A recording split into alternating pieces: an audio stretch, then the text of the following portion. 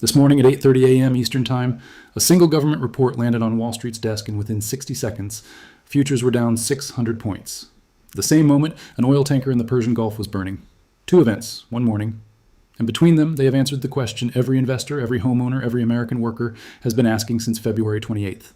Is this war going to hit my wallet? The answer came today.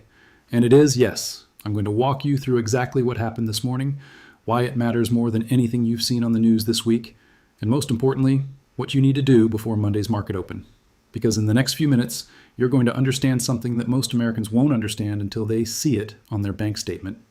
Let me start with this morning's jobs report, because I want you to feel the weight of what came out of the Bureau of Labor Statistics at 8:30 a.m. Economists expected the U.S. economy to add 50,000 jobs in February. That was already a modest number, already a sign the labor market was cooling, but the actual number was not 50,000, it was negative 92,000. The United States economy did not add jobs in February. It shed them. 92,000 jobs gone in a single month against an expectation of plus 50,000, a miss of 142,000 positions. To understand why that number is so alarming, you need context. January came in at plus 126,000. December was weak. November was weak. This is the third time in 5 months that payrolls have come in negative or severely below expectations. This is not a one-month blip. This is a pattern. And patterns in labor market data are how economists identify the beginning of recessions. Not the middle, not the end, the very beginning. Now let me break down where the jobs went. Healthcare lost 28,000, but that is not because hospitals are closing. Kaiser Permanente, one of the largest healthcare systems in the country, is in the middle of a major labor strike. Over 30,000 workers walked off the job across California and Hawaii. That is a temporary disruption, not a structural collapse. When the strike ends, those jobs return. Federal government employment fell 10,000, transportation and warehousing fell 11,000, and the unemployment rate ticked up to 4.4%, its highest in over a year. But here's the part that should concern you most, and that almost nobody in the mainstream financial press is talking about today. The AI displacement factor. This week, Block, the payments company founded by Jack Dorsey, announced a 40% cut to its entire payroll. Not layoffs, not downsizing, a 40% slash with one explicit reason. AI automation is now performing work that previously required human employees. Block is not alone. Technology companies across the country have been making similar announcements throughout February. The jobs are not moving overseas. They are being automated out of existence. And this process is accelerating. What does this mean for the jobs report? It means some portion of what we're seeing reflects a structural shift, not a cyclical one. Cyclical job losses come back when the economy recovers. Structural job losses driven by automation do not. The Federal Reserve is looking at this report right now and asking a very uncomfortable question. Before February 28th, their concern was inflation from the Iran war driving oil prices higher, which pushed rate cut expectations all the way back to October. But now they have a jobs report showing the labor market is deteriorating. The Fed has two mandates, stable prices and maximum employment. Right now, those mandates are pointing in opposite directions. Oil says keep rates high to fight inflation. Job losses say cut rates to support employment. This is the definition of an impossible position. After the jobs report landed this morning, rate cut expectations jumped forward to July. But here is what that actually means. Traders cannot agree on what the Fed should do. They are splitting the difference. And confused markets sell first and ask questions later. Now let me give you the second shock. Because if the jobs report was a gut punch to the labor market, what is happening in the Persian Gulf right now is a body blow to the energy market. As of this morning, the Strait of Hormuz is in its 5th day of effective closure. Tanker traffic has gone from an average of 24 vessels per day in January to near zero. This morning, another tanker was struck and set ablaze off the coast of Oman by what maritime officials believe was a drone. 2 crew members are confirmed dead. Oil responded exactly the way commodity markets respond to confirmed supply destruction. WTI crude is trading at $87 per barrel this morning. Brent crude is above $90. A week ago, before Operation Epic Fury, WTI was at $73. That is a 19% surge in 6 trading days, the biggest weekly gain in oil since 2022. But the number I want you to focus on is not the current price. It's the projection. Qatar's energy minister, one of the most senior energy officials in the world running the second largest LNG exporting nation on the planet, spoke to the Financial Times this week. He projected oil reaching $150 per barrel if the Hormuz closure is sustained. $150, the highest oil ever traded in history, was $147 per barrel in July 2008. That was the price that coincided with the beginning of the worst financial crisis since the Great Depression. Qatar's energy minister is now projecting a price higher than the all-time record. And he is not alone. Wood Mackenzie has modeled a sustained closure scenario producing oil above $150. MST Marquis' energy research head said this week that the current disruption could be 3 times the severity of the Arab oil embargo and the 1979 Iranian Revolution combined, the 2 worst energy shocks in modern history. Now let me add the LNG dimension, because this part is almost completely ignored in American media, and it directly affects your heating bill and your electricity costs. Qatar was the world's second largest exporter of liquefied natural gas before February 28th. Nearly all of Qatar's LNG moves through the Strait of Hormuz. When Iranian drones struck Qatar's 2 main LNG production facilities, Ras Laffan and Mesaid, Qatar Energy halted production at both sites entirely. 20% of global LNG supply went offline in a single afternoon. European natural gas futures nearly doubled over 48 hours. Daily freight rates for LNG tankers jumped 40% in a single day. Here is the American connection. Nobody is explaining clearly enough. When European buyers can't get LNG from Qatar, they compete with Asian buyers for American LNG from the Gulf Coast. U.S. LNG export volumes surge. And when export demand surges, U.S. domestic natural gas prices rise with them. This is why your electricity bill is connected to a Qatari production facility most Americans have never heard of. The global energy system is not separate markets. It is one market with one price. When supply drops anywhere, it drops for everyone. Let me give you the week's complete market picture day by day, because the pattern tells you something important about where we are heading. Monday, March 2nd. Operation Epic. Fury news broke over the weekend. Markets opened with the Dow down 600 points. Oil surged, but then investors bought the dip. By close, the Dow was down only 73 points. The S&P ended essentially flat. The Nasdaq was higher. Why did markets recover? Because investors looked at history. In virtually every major geopolitical conflict of the past 70 years, Korea, Vietnam, the Gulf War, September 11th, the 2003 Iraq invasion, markets fell initially and then recovered within weeks. Investors assumed this would follow the same pattern. They bought Nvidia, they bought Microsoft. That assumption held for exactly one day. Tuesday, March 3rd. Oil prices did not ease. They surged further. New strikes widened the conflict. The Dow fell over 1,000 points at its intraday low. The S&P fell more than 2.5% intraday. Goldman Sachs fell nearly 4%. Morgan Stanley fell 3%. The tech dip buying of Monday evaporated. Wednesday brought a brief respite. ADP reported stronger than expected private sector job ads. Oil pulled back slightly on ceasefire discussion reports. The Dow gained 238 points. Markets breathed. Thursday, March 5th. The optimism lasted approximately 24 hours. Oil surged above $80. New tanker strikes confirmed the Hormuz closure was deepening, not easing. The Dow fell 785 points, its worst single-day loss of the week. Goldman Sachs fell 3.7%. Caterpillar fell 3.6%. GE Aerospace fell 3.4%. 8 of 11 S and P 500 sectors closed lower. And today, Friday, March 6th, the jobs report hit at 8:30 a.m., Futures accelerated their decline immediately. As of this taping, the S&P 500 is down 1.4% on the day. The Dow is down 2.36%. The Nasdaq is down 1.26%. The VIX, Wall Street's fear gauge, is at 23.75, up 12% on the day. Gold is at $5,970 per ounce. The Dow has fallen from its weekly open above 49,000 to below 47,600, approximately a 3% weekly loss. And critically, the Dow has now erased all of its 2026 gains. The index that hit 50,000 for the first time in history just weeks ago is now negative for the year. Let me put this week's market behavior in historical context, because the pattern matters. Day one of any major conflict, panic selling, massive intraday drops, then a partial recovery as investors buy the dip. That was Monday. Days 2 through 5. Oil confirms the supply disruption is real, dip buying gets unwound, a second more sustained leg of selling begins. That was Tuesday through Thursday. Days 6 through 10, either a diplomatic development causes oil to pull back and markets stabilize, or the disruption proves durable and selling deepens. We are at day 6 today. And the jobs report this morning means today is not a stabilization day, but here is the critical difference.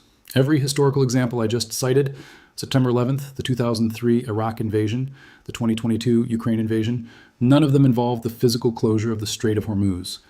The strait has never been fully closed in the modern era of global oil markets. We are in genuinely uncharted territory.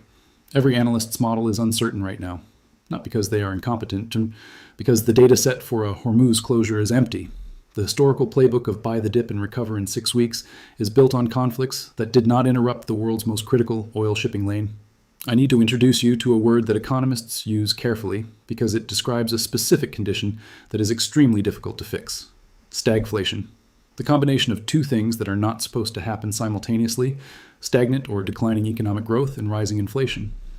The reason they are not supposed to happen together is that the normal cure for each one makes the other worse. To fight inflation, you raise rates, which slows the economy further. To fight stagnation, you cut rates, which lets inflation run hotter.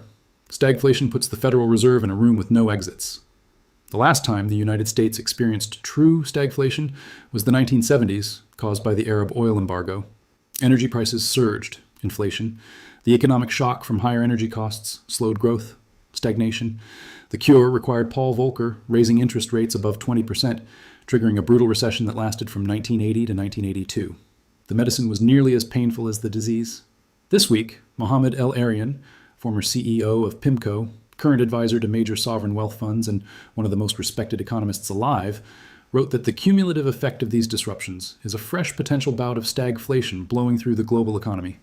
He said the Federal Reserve has limited policy flexibility.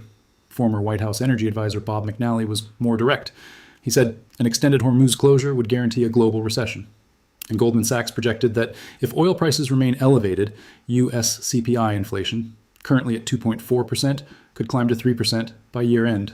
That sounds modest, but 3% inflation with a weakening labor market and frozen interest rates is the definition of stagflation.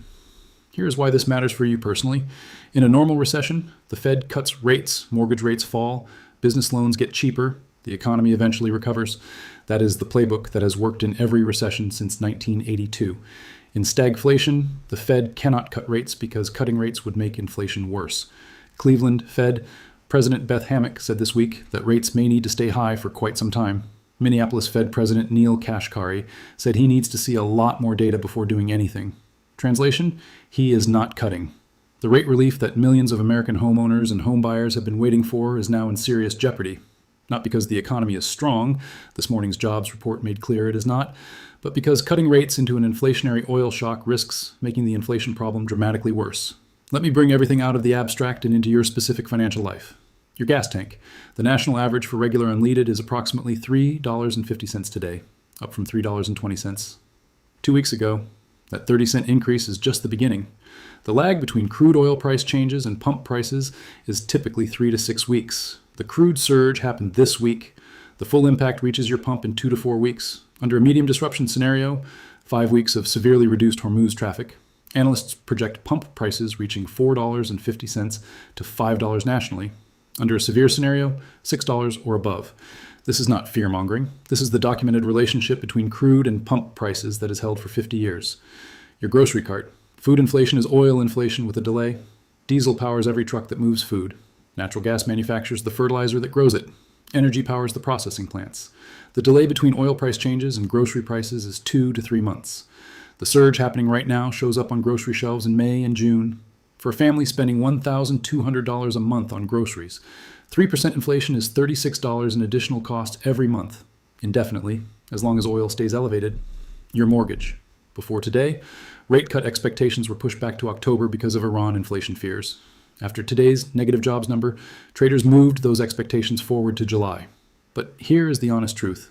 Nobody actually knows. The Fed is in a position it has not been in since 1979, simultaneous inflation from an oil shock and labor market weakness. Their response is genuinely unpredictable. Plan for mortgage rates staying above 6.5% through at least the summer and possibly through year end. Do not make a housing decision that only works if rates drop by a specific date. Price and current rates and treat any cut as upside. Your investments. Let me give you the sector picture clearly because the divergence this week has been dramatic. Airlines fell 5 to 6% on the week. Cruise lines fell 9 to 10%. Norwegian Cruise Line alone is down over 10%. Royal Caribbean down 9%. These are direct, brutal oil cost exposures. Defense is the mirror image. Lockheed Martin gained 6%. Northrop Grumman gained 5%. AeroVironment, which makes the tactical drones being used in theater right now, gained over 10%. Energy stocks, ExxonMobil, Chevron, ConocoPhillips, all gained this week. Higher global prices mean higher American energy company profits on every barrel they produce. Gold is at $5,970 per ounce today, up from around $4,900 a week ago. That nearly $200 gain in a single week reflects one thing: investors buying the ultimate safe haven when everything else is uncertain. Gold is pure insurance against systemic uncertainty. And right now, uncertainty is at a level this market has not seen since 2008. Now, let me give you something most financial channels will not give you: an honest, balanced range of outcomes. The base case, which most major Wall Street firms still believe is most likely, is that this disruption is temporary. Iranian officials reached out for ceasefire discussions earlier this week. Trump administration officials have signaled they are considering tanker escort missions, strategic petroleum reserve releases, and diplomatic pressure on Saudi Arabia to increase output. Wells Fargo maintains a 7,500 base forecast for the S&P 500 at year-end. Goldman Sachs says the equity market reaction hinges on the durability of the energy shock, and a short one is manageable. If the strait reopens within 2 to 3 weeks, oil retreats towards $75 to $80. Gas prices stabilize. The Fed cuts once or twice later in the year. The stock market recovers in April and May, as it has after every geopolitical shock of the past 40 years. Your 401k looks better by summer. The tail risk, what nobody wants but what every serious analyst has modeled, is a sustained closure measured in months. In that scenario, Wood Mackenzie's $150 oil projection becomes realistic. Qatar's energy minister's warning about economies coming down becomes less hyperbolic. The Fed is frozen. Recession risk becomes recession reality. The 1970s replay with a 2026 twist. This is a low probability outcome. But 5 days ago, no one thought Hormuz would actually close. Plan for the middle scenario. The base case may be right. The tail risk may not materialize. But the middle scenario, weeks of elevated oil, delayed rate cuts, temporary labor market pain, stock market volatility, is already happening right now. It is not a projection. It is today's data. This morning gave us 2 shocks before most Americans had finished their first cup of coffee. Shock 1, the worst jobs report in months. Negative 92,000 versus an expectation of positive 50,000, a 142,000 position miss, the unemployment rate ticking up to 4.4%, and AI automation quietly accelerating a structural shift in how American companies staff themselves. Shock 2, oil above $90 per barrel, heading for its biggest weekly gain in 4 years. Qatar's energy minister warning of $150 oil, another tanker set ablaze in the Persian Gulf, and a Strait of Hormuz that has not seen a single commercial tanker complete a transit in 5 days. Together, these 2 shocks are creating the conditions for stagflation, the most difficult economic environment to navigate, the one the Federal Reserve has the fewest tools to fight, and the one that historically has the longest and most painful resolution. You did not cause this. You cannot stop it. But you can understand it, and understanding it right now, before the full impact arrives at your gas pump, your grocery store, and your mortgage statement, is the difference between being caught off guard and being prepared.